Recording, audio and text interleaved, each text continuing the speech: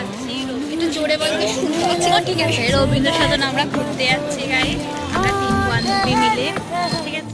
ये सुहानी सी डगर जरा देखन दे হ্যালো ফ্যামিলি মেম্বার্স, বড় ফ্যামিলি আছে তাই তো আমরা এখন এসেছি, কোথায় এসেছি নাম জানি না, রবীন্দ্র সদন। এখন আমরা খাওয়া শুরু করে দিই। আমি পপকর্ন খাচ্ছি আর এরা আমার হাতের বানানো পাস্তা খাচ্ছে, দেখো গাইস। जाएगा गुजर गाड़ी